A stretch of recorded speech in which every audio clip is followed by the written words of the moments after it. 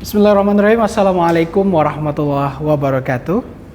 Alhamdulillah pemirsa TVmu dimanapun Anda berada, semoga senantiasa dalam limpahan keberkahan dan rahmat Allah Ta'ala. Kembali hadir bersama saya Samarsyah dalam Teras TVmu bersama Universitas Muhammadiyah Profesor Dr. Hamka atau Hamka. Seperti biasa kita berdiskusi membahas berbagai syiar perguruan tinggi Muhammadiyah, khususnya Universitas Muhammadiyah Profesor Dr. Hamka, dengan menghadirkan tokoh-tokoh yang luar biasa tentunya akan yang berbagi perspektif berkaitan dengan ikhtiar-ikhtiar yang dihadirkan di lingkungan Sivitas Akademika Universitas Muhammadiyah Profesor Dr. Hamka. Dan pemirsa, pada kesempatan kali ini kita mengusung tema pengembangan karir dosen melalui penelitian. Untuk itu telah hadir bersama saya Pak Dr. Apoteker Supandi SSC MSI selaku Ketua Lembaga Penelitian dan Pengembangan Universitas Muhammadiyah Profesor Dr. Hamka. Assalamualaikum Pak Supandi. Apa kabar Pak? Alhamdulillah baik. Sehat. Alhamdulillah. Terima kasih tentunya kami bisa bergabung untuk berdiskusi dalam Teras TVmu bersama Hamka Pak Supandi. Dan berbicara tentang pengembangan karir dosen melalui penelitian, kita melihat ini menjadi sebuah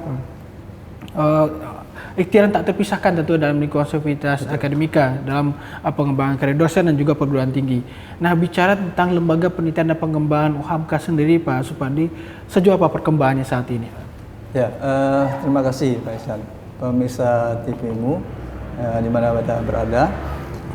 Lembaga Penelitian dan Pengembangan UHAMKA ini berdiri sejak 2016 ya. Sebetulnya sebelumnya berada pada LPPM ya. Nah, sejak 2016 berdasarkan SK Rektor UHAMKA dan Litbang terpisah sendiri. Hal ini tentunya dalam kaitan memperoleh dan meningkatkan hasil-hasil penelitian yang jauh lebih baik dan lebih memenuhi kriteria Universitas Muhammadiyah Profesor Dr. Hamka itu sendiri. Oke, itu seperti dari 2016. Ya. Sebelum nomenklaturnya apa Pak? Ya, nomenklaturnya masih menjadi Lembaga Penelitian dan Pengabdian Masyarakat. Okay. Nah, jadi sekarang selain Lembaga Penelitian dan Pengembangan, lembaga pengabdiannya juga berdiri sendiri. Ya, jadi seperti itu. Nah, kemudian sejak seperti itu di tahun 2020 ya, kita di lembaga kita mendapat kriteria sebagai klaster utama yang dihasilkan dari DRTPM Kemendikbudristekdikti. Oke, itu menjadi salah satu nilai plus tentunya. Ya, jadi ada 4 klaster sebetulnya ya, mulai dari klaster Madya, ya, kemudian binaan, kemudian utama, dan terakhir di mandiri. Memang kita masih harus bekerja keras untuk dapat peringkat ke klaster yang paling tinggi, yaitu klaster mandiri. Mandiri ini ya. Oh, Insya Allah. Nah, kaitannya dengan Pak Supandi dengan konsen dari Lemlit sendiri saat ini, soal apa kaitannya dengan apa saja? Mungkin apa kaitan dengan pengembangan penelitian itu konsennya seperti apa? Ya, kaitannya tentu kita di dalam lembaga penelitian ini bagaimana kita sebagai unit yang dalam hal pengelolaan penelitian yang dilakukan oleh dosen UHAMKA, dan sejak adanya MBKM kita juga konsen terhadap penelitian mahasiswa. Jadi lembaga penelitian dan pengembangan UHAMKA ini menjadi motor gerak dalam hal penelitian baik dosen maupun mahasiswa itu sendiri. Okay. Nah, kaitannya MBKM kan baru berlaku beberapa waktu lalu. Mungkin ada perbedaan sendiri dari sebelum dan setelah adanya MBKM sendiri? Ya, artinya kaitan sekarang itu memang di dalam MBKM ini salah satunya penelitian yang dilakukan oleh mahasiswa secara mandiri ya. Sebelumnya itu mahasiswa selalu mengikuti penelitian dosen ya. Tapi sekarang kita sudah membuka skema penelitian yang khusus untuk mahasiswa sebagai peneliti utamanya. Peneliti. Ya, jadi mahasiswa itu sebagai pengusul peneliti utamanya, walaupun memang tetap masih harus didampingi oleh dosen. Ini jauh lebih bagus tentunya mahasiswa langsung terjun sebagai peneliti. Ya. Nah, itu yang saat ini dilaksanakan tentunya salah satunya. Ya. Nah, kaitannya dengan tema kita nih Pak, berkaitan dengan pengembangan karir dosen melalui penelitian. Sejauh mana peran penelitian itu sendiri untuk pengembangan karir dosen sendiri? Ya, sebagai perguruan tinggi Muhammadiyah dan Aisyah, kita sebagai dosen itu punya catur dharma. Oke. Ya, penelitian menjadi salah satu dharma yang harus dimiliki oleh seorang dosen. Nah, dosen itu sendiri saat ini mempunyai berbagai tugas ya, apalagi bagi dosen yang sudah sertifikasi. Tentunya akan mendapatkan atau mempunyai beban BKD yang harus dilaporkan setiap tahunnya, setiap semester maksud saya. Di situ kita akan bisa melihat bahwasanya salah satu laporan yang harus dikerjakan adalah laporan penelitian. Nah, laporan penelitian ini masuk ke dalam salah satu laporan BKD, sehingga para dosen ini mau tidak mau memang sekarang harus siap dan mau melaksanakan penelitian. Nah, dan terlebih misalnya di dalam BKD itu nanti ada yang namanya syarat khusus. Nah, syarat khusus itu harus menghasilkan suatu publikasi ilmiah ya, yang berlaku memang selama 3 tahun. Bagaimana kita bisa menghasilkan publikasi ilmiah? Tentu harus dari penelitian yang dilakukan oleh dosen tersebut. Oke. Itu sertifikasi apa itu yang tadi? Sertifikasi dosen. Sertifikasi Ya. dosen. Dan BKD? BKD itu adalah laporan beban kerja dosen yang harus diberikan setiap semesternya. Salah satunya masuk adalah laporan penelitian. Dan di sini kita melihat audiensi ataupun bagaimana peran penelitian mendukung karir dosen di sana itu. Iya, dosen itu juga akan punya yang namanya jenjang jabatan fungsional ya. Dari yang paling dasar asisten ahli sampai ke puncaknya adalah guru besar. Di dalam pengusulan jabatan fungsional itu sendiri, bagian yang terpenting juga adalah penelitian ya. Dan ini mungkin menjadi bagian yang menurut sebagian besar dosen adalah bagian yang paling sulit dalam penyesuaian jabatan fungsionalnya. Ini tantangannya ya, di sini. Tantangannya di sini. Ya, karena di dalam penelitian ini memang dimintakan adalah hasil-hasil karya penelitian yang sudah bisa terpublikasikan dengan baik. Ya. Artinya kita bisa melihat semakin banyak karya atau penelitian yang dilakukan, ini juga berbanding lurus dengan tadi yang disampaikan. Ya, jadi sangat berbanding lurus dengan apa yang menjadi karir dosen untuk mencapai jabatan fungsional tertingginya. Ya, jabatan fungsional tertingginya. Ya, kalau di bidang lain ya, pengajaran ya, kemudian pengabdian ya, itu juga memang tidak kalah pentingnya. Tetapi memang penelitian menjadi bagian penting yang juga harus menjadi fokus bagi dosen ketika ingin mengembangkan karirnya. Nah, itu dia menjadi satu dari catur dharma perguruan tinggi tadi. Ini adalah kaitannya penelitian yang sangat penting tentunya untuk mengembangkan karir dosen. Baik Pak Supandi, kita akan kembali usai jeda berikut, kita akan membahas lebih lanjut tentang bagaimana penelitian ini berpengaruh tentu dan untuk sangat penting untuk pengembangan karir dosen di Universitas Muhammadiyah Profesor Dr. Hamka tentunya. Dan pemirsa tetap bersama kami dalam Teras TV-mu. Pemirsa, Anda masih bersama kami dalam Teras TV-mu bersama Universitas Muhammadiyah Profesor Dr. Hamka atau Hamka dengan tema pengembangan karir dosen melalui penelitian, dan masih bersama Pak Supandi, Ketua Lembaga Penelitian UHAMKA. Pak, tadi kita melihat bagaimana urgensinya, bagaimana pentingnya lembaga penelitian sebagai instrumen catur dharma dan juga sebagai ikhtiar untuk pengembangan karir dosen di Sivitas Akademika UHAMKA. Dan melihat pentingnya penelitian di lingkungan Sivitas Akademika, seperti apa pengelolaan ataupun tata kelola dari kaitan dengan penelitian di UHAMKA sendiri, Pak? Ya, tata kelola dalam penelitian ini memang bagian yang penting dari 8 standar penelitian. Salah satu standarnya adalah standar pengelolaan.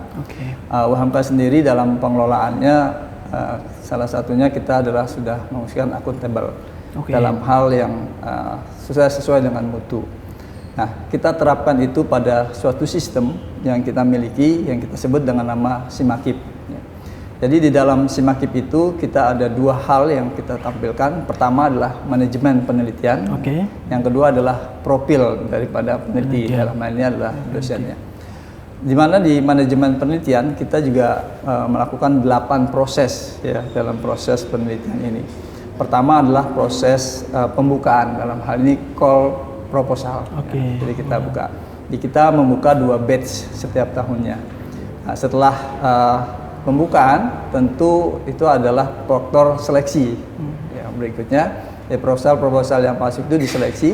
kita lakukan proses review ya oleh yang persyaratan reviewernya memang sudah mendekati daripada reviewer yang nasional. Bahkan di kita ada tidak kurang dari 5 reviewer kita masuk ke dalam reviewer nasional di RTPM. Setelah kita lakukan review adalah ada penetapan pemenang, ya, ada pemenang hibah. Ya. Setelah lakukan proses penetapan pemenang hibah, lalu proses berikutnya adalah pelaksanaan penelitiannya. Nah, setelah pelaksanaan penelitian terjadi, itu lakukan adalah pemantauan atau monitoring dan evaluasi yang sudah dilakukan. Nah, setelah itu kita lakukan laporan akhir, ya, pelaporan. Dan yang tidak kalah pentingnya adalah dari seluruh proses itu adalah kita melakukan proses evaluasi daripada atau pemantauan daripada luaran yang telah dicapai. Jadi proses itu ya, kita lakukan melalui sistem SIMAKIB. Sistem SIMAKIB ini kita bangun mengadopsi dari beberapa keperluan eksternal. Jadi kalau kita sekarang dulu ada SIM Liptamas ya di eksternal kita, kemudian sekarang ada di BIMA. Nah, insya Allah SIMAKIB ini sudah mengadopsi sistem itu sehingga akan memudahkan peneliti dalam ini dosen ketika ingin pengajuan secara eksternal karena sudah familiar dengan sistem yang sama dengan sistem SIMAKIB kita. SIMAKIB panjangan dari sistem manajemen penelitian dan pengabdian kita bersama.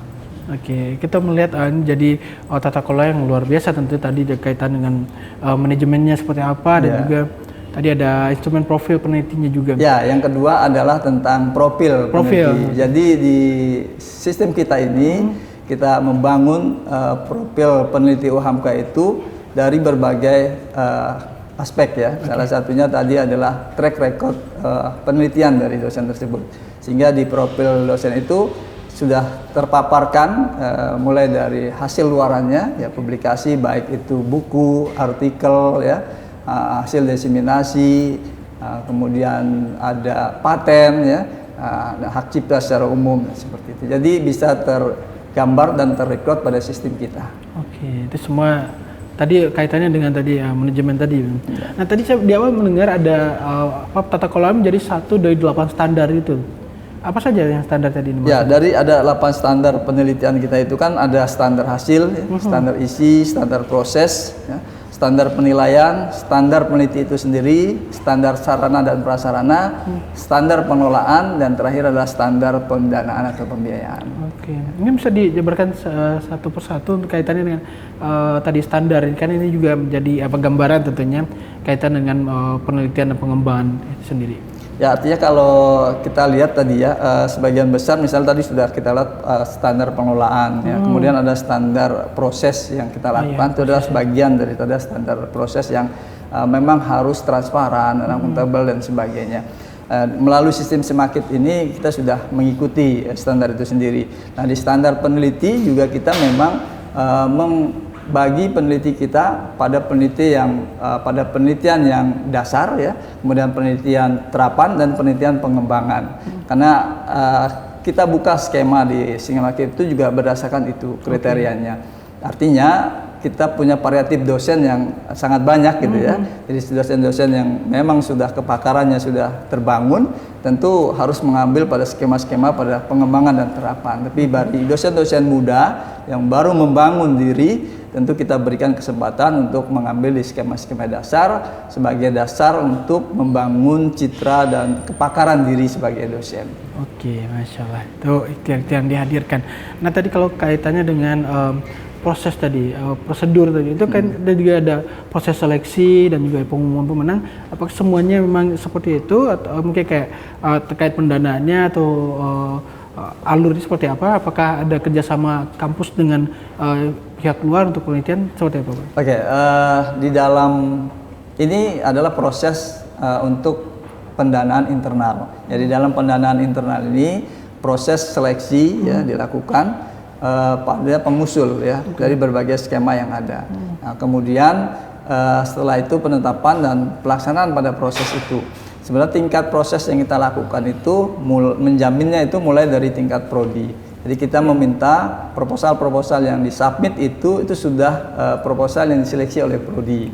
Ya, karena terkait dengan individu ini harus memiliki roadmap roadmap penelitian. Nah, roadmap penelitian ini harus sejalan dengan roadmapnya prodi dan roadmapnya fakultas, yang itu bergaris lurus dengan roadmapnya universitas. Sehingga penelitian-penelitian yang nantinya kita jalani itu memang sudah sesuai dengan roadmap yang kita harapkan. Oke.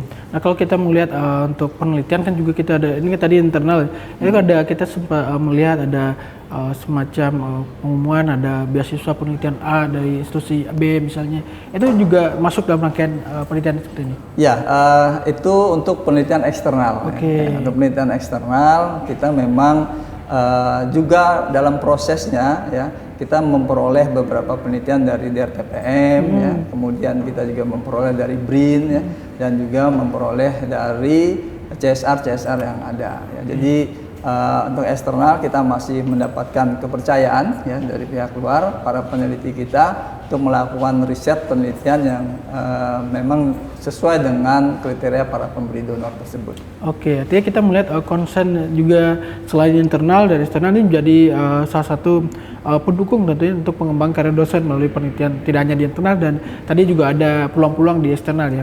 Ya, sebenarnya di dalam internal ini kita adalah membangun dulu ya, dulu dalam hal kepakaran dosennya.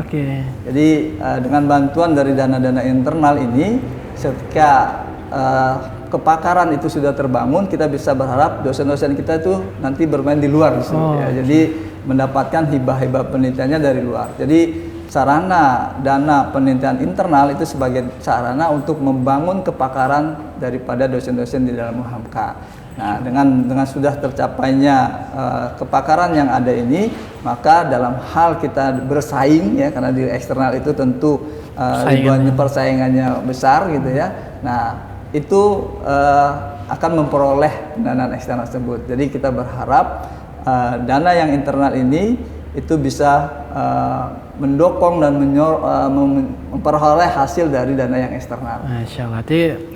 Tentu di internal kita perlu menguatkan dulu fondasinya, tadi membangun kepakaran, baru nanti kita bisa menghadirkan SDM yang berkualitas dan bisa bersaing di eksternal tentunya. Baik, tadi juga disinggung soal peta jalan atau roadmap ini juga kita akan ulas usai jeda berikut ya Pak Supandi, dan pemirsa tetap bersama kami dalam Teras TV-mu bersama UHAMKA. Alhamdulillah pemirsa, Anda masih bersama kami dalam Teras TV-mu bersama UHAMKA dengan tema kita pengembangan karir dosen melalui penelitian bersama Pak Supandi, Ketua Lembaga Penelitian dan Pengembangan UHAMKA. Pak Supandi, kita tadi juga sempat menyinggung kaitannya dengan peta jalan UHAMKA sendiri kaitan dengan penelitian. Jadi sebelumnya juga sudah standar-standar tentang penelitian yang dihadirkan oleh UHAMKA. Lantas seperti apa ikhtiar dalam mengontrol riset para dosen yang sering sejalan tentunya dengan roadmap-nya UHAMKA itu sendiri? Ya, baik. Universitas Muhammadiyah Profesor Dr. Hamka merupakan salah satu universitas yang memperoleh akreditasi unggul ya. Tentunya dari peta jalan saat ini UHAMKA berada pada Propedeutic Teaching University, dan mulai di tahun 2028 nanti UHAMKA akan memasuki eranya Propedeutic Research University. Tentu ini tidak terlepas dari penelitian yang dihasilkan oleh dosen-dosen di lingkungan UHAMKA. Nah, dalam kaitan tadi ya, kita sudah memulai membangun kepakaran dari dosen-dosen UHAMKA itu sendiri. Maka lingkup yang nantinya kita inginkan itu bukan saja pada lingkup nasional, tapi kita berharap pada lingkup internasionalnya. Nah, proses ini kita progres yang akan didapatkan ya.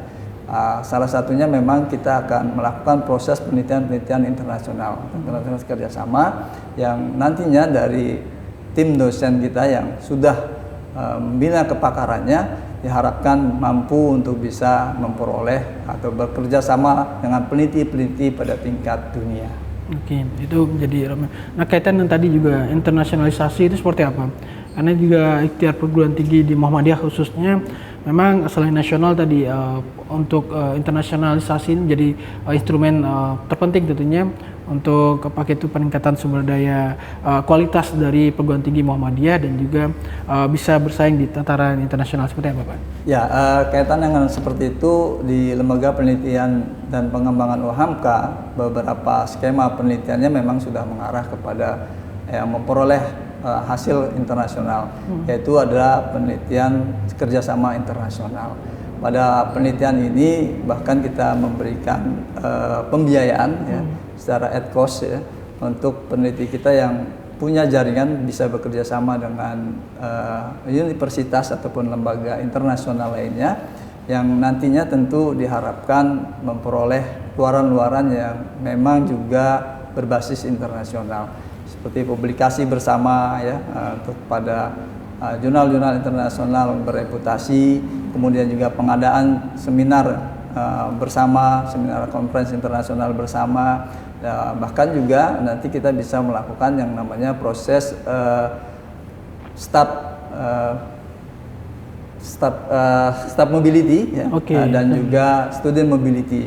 Jadi dengan kerjasama itu kita bisa bertukar dengan pelajar kita yang melakukan riset di sana, dan juga pelajar mitra kita yang melakukan riset di tempat kita, dan juga tentunya adalah stafnya dalam hal penelitiannya juga melakukan aktivitas di tempat mitra kita bersama. Oke, nah kaitannya dengan roadmap atau peta jalannya UHAMK sendiri, kita kan melihat bagaimana visi yang dihadirkan UHAMK menjadi Prophetic University. Atas seperti apa untuk mengelaborasi visi ini dalam penelitian di UHAMK sendiri? Ya, dalam pencapaian untuk memperoleh Prophetic Research University di tahun 2028 itu memang kita saat ini adalah tahap persiapan ya. Saat ini kita masih masuk ke dalam Prophetic Teaching University. Nah, tahap inilah untuk mencapai itu tadi kita fokus pada proses pembinaan dan pengembangan kepakaran dari dosen-dosen sendiri. Karena ketika nanti kita akan berkolaborasi dengan internasional, tentu yang dicari adalah kepakaran spesifik daripada dosen atau peneliti itu sendiri. Jadi untuk mencapai itu kita memang harus banyak memiliki kepakaran-kepakaran yang ada di lingkungan UHAMK ini sendiri. Artinya ada tahapannya ya, teaching, habis itu riset? Ya, ada tahapannya kita dalam situ. Pertama saat ini adalah teaching, Prophetic Teaching University, kemudian adalah Prophetic Research University, dan terakhir adalah Prophetic Entrepreneur University. Oh iya, entrepreneur. Nah ini yang menarik kaitan dengan spirit prophetic ini. Bagaimana Pak Supandi? Karena memang kalau kita di konteks spirit prophetic ini kaitan dengan spirit-spirit kenabian, spirit kerasa. Bagaimana menghadirkan ini dalam penelitian ini? Ya, tentunya banyak ya spirit kenabian yang memang bisa kita terapkan di dalam penelitian gitu ya. Jadi salah satunya adalah penelitian harus jujur. Jadi artinya apa yang dilakukan oleh peneliti dalam pelaksanaannya, kemudian di dalam nanti publikasinya, itu adalah betul-betul hasil suatu riset yang disampaikan ya, sebagai suatu hasil dari pengetahuan dan juga ilmu yang bisa dimanfaatkan oleh masyarakat luas. Jadi kita menghadirkan nilai-nilai kenabian di dalam penelitian. Ada sidik, amanah, fatanah, dan seperti itu ya? Ya, jadinya tadi kita memang ada kriteria peneliti ya di dalam standar itu ya. Jadi artinya peneliti yang ada di UHAMK ya secara umum itu memang harus menghadirkan sifat-sifat prophetic kenabian tadi dalam mulai dari proses ya sampai pelaksanaan, sampai publikasi dan sebagainya. Ya kalau kita kenal itu mungkin kan kita ada etika peneliti ya. Ya, itu sebetulnya sudah lebih lingkupnya lebih luas yang prophetic tadi ya daripada etika sebagai peneliti, karena pasti nilai-nilai di dalam etika peneliti itu sudah ada di dalam nilai-nilai prophetic tadi. Nilai universal yang kita hadirkan, dan kita melihat di situ bagian dari bagaimana kontrol-kontrol yang dihadirkan lembaga litbang sendiri dalam penelitian dosen-dosen di UHAMK yang agar tetap berada di jalurnya roadmap sejalan dengan peta jalan UHAMK itu sendiri. Baik Pak Supandi, kita akan kembali usai jeda berikut di segmen terakhir berbicara tentang pengembangan karir dosen melalui penelitian. Pemirsa tetap bersama kami. Terima kasih pemirsa, Anda masih bersama kami dalam Teras TV-mu dengan tema kita pengembangan karir dosen melalui penelitian bersama dengan Ketua Lembaga Penelitian dan Pengembangan UHAMK, Pak Dr. Supandi. Di segmen terakhir kita bicara tentu lebih kepada motivasi, menghadirkan bagaimana para dosen di UHAMKA sendiri terus terpacu untuk ikut terlibat aktif dalam penelitian, dan ini juga tentu berbanding lurus dengan peningkatan tadi perkembangan karir dosen dan juga untuk institusi sendiri. Seperti apa trik-triknya ini Pak Supandi? Ya, kami di lembaga memang mempunyai tugas ya, bagaimana bisa memotivasi ya teman-teman dosen di dalam dharma penelitian ini ya. Jadi menyadari bahwasanya dharma sebagai dosen tidak hanya pengajaran ya, tapi ada juga dharma penelitian ya. Kita sebetulnya harus menyadari juga bahwasanya ini adalah kebutuhan individu dari dosen itu sendiri. Tadi dalam proses misalnya saja tadi adalah laporan BKD yang memang diperlukan, hasil penelitian, kemudian juga pengembangan dalam karir jabatan fungsional yang memang juga dibutuhkan. Jadi ini adalah kebutuhan individu yang memang harus dirasakan dan dimanfaatkan keuntungannya bagi dosen itu sendiri. Selain memang nantinya juga akan berimbas pada lembaga atau institusi di mana tempat kita berada ini. Jadi kita akan bersinergi ya, dosennya meningkat karirnya, juga lembaganya juga semakin bermutu dalam hal kita mempertahankan akreditasi unggul UHAMKA ini. Oke.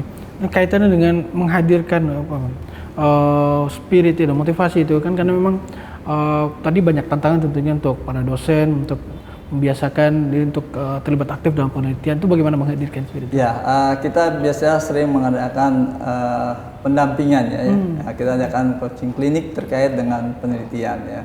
Jadi untuk dosen-dosen yang baru ada di UHAMKA ini, setelah beliau melaksanakan Baitul Arkom, kita memang menyiapkan skema khusus, skema Baitul Arkom. Jadi penelitian yang setelah mereka mengikuti Baitul Arkom itu harus diterapkan nih pada penelitian ini. Gitu. Jadi bagaimana Baitul Arkom juga bisa dilaksanakan dalam proses penelitian.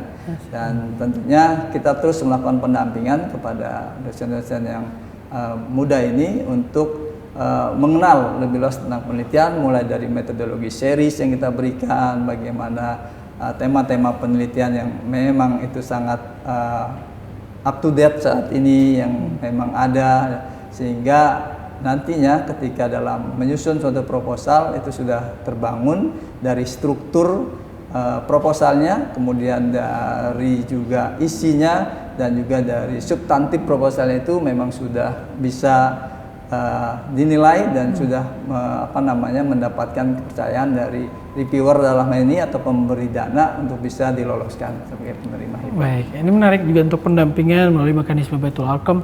Kita melihat di sini mungkin mengawali untuk menghadirkan spirit profetik tadi ya, dengan konsep Baitul Arkom. Nah, kalau kita bicara tentang mungkin udah perjalanan tadi dari 2016 hingga saat ini, seperti apa aja mungkin mayoritas penelitian kaitannya dengan apa, atau mungkin bisa kuantitasnya sudah sejauh apa saat ini? Ya, sejak 2016 memang kita masih bermain pada proses kuantitas ya. Saat ini penelitian di UHAMKA dalam 1 tahun tidak kurang dari 700 judul penelitian ya. Dari total tidak kurang dari 600 dosen. Sebetulnya secara kuantitas rata-rata setiap dosen sudah melakukan 2 kali penelitian ya. Jadi itu sudah sangat baik ya dalam menumbuhkan dan juga memotivasi peningkatan penelitian yang dilakukan oleh dosen. Selanjutnya kita akan mengarahkan pada kualitas ya. Jadi dari yang kuantitas sudah ada dan terus dipertahankan bahkan ditingkatkan, kita mengarah pada kualitas, gimana nanti penelitian-penelitian tadi memang sudah mendukung kepada kepakaran dari peneliti dan luaran yang dihasilkan. Luaran yang dihasilkan nantinya adalah akan pada sampai proses, tidak hanya pada proses publikasi, tapi bagaimana itu menghasilkan suatu inovasi yang nanti bisa dihilirisasi. Jadi artinya hasil penelitian itu bisa langsung termanfaatkan oleh masyarakat atau bahkan nanti bisa bergabung sambut dengan industri yang lebih luas prosesnya, sehingga pemanfaatan oleh masyarakat juga jauh lebih luas. Lebih luas. Baik. Ini terakhir kaitan dengan himbauan dan pesan-pesan untuk Sivitas Akademika UHAMKA sendiri kaitannya dengan untuk motivasi tadi untuk penelitian, dan karena memang ke depan tantangan jauh lebih besar dan perkembangan dunia pendidikan juga semakin progresif tentunya, dan untuk meraih atau mengikuti peta jalan roadmap yang dihadirkan oleh UHAMKA agar seiring sejalan dengan apa yang dicita-citakan tentunya. Silakan. Ya, tentunya ini himbauan juga untuk diri saya sendiri ya, bahwasanya marilah kita mulai membangun kepakaran diri ya, dengan kita memiliki roadmap individu kita. Nah, dalam hal ini roadmap penelitian. Jadi dari roadmap penelitian yang tentunya harus kita sesuaikan dengan roadmap universitas ya, roadmap fakultas dan roadmap prodi. Nah, nanti itu akan sejalan dengan peta jalan dari universitas sendiri. Dan jika kita terus konsisten dengan roadmap individu kita menuju kepakaran kita masing-masing, tentunya ini sangat mendukung dan juga mendorong kita dalam pengembangan karir kita sebagai dosen. Oke, cukup. Terima kasih Pak Supandi untuk pengetahuan yang dihadirkan tentunya. Tentu bicara tentang bagaimana ikhtiar pengembangan karir dosen dan juga tentu untuk peningkatan kualitas dari institusi sendiri. Saat ini alhamdulillah UHAMKA menjadi universitas yang unggul, dan tentu ini menjadi ikhtiar terus untuk dan motivasi untuk terus mempertahankan apa yang telah diraih saat ini dan juga terus untuk lebih baik lagi ke depan ini. Terima kasih Pak Supandi atas waktunya, dan pemirsa demikianlah diskusi kita dalam Teras TVMU dengan tema pengembangan karir dosen melalui penelitian bersama Pak Dr. Apoteker Supandi selaku Ketua Lembaga Penelitian dan Pengembangan Universitas Muhammadiyah Profesor Dr. Hamka. Dan akhir kata saya Samarsa bersama Supandi dan juga segenap kru yang bertugas undur diri. Terus saksikan Teras TVMU bersama UHAMKA dengan teman-teman menarik dalam syiar perguruan tinggi Muhammadiyah, khususnya Universitas Muhammadiyah Profesor Dr. Hamka. Kami tutup, billahi fisabilillah, fastabiqul khairat, nasum minallah fatum qarib. Wassalamualaikum warahmatullahi wabarakatuh. Waalaikumsalam.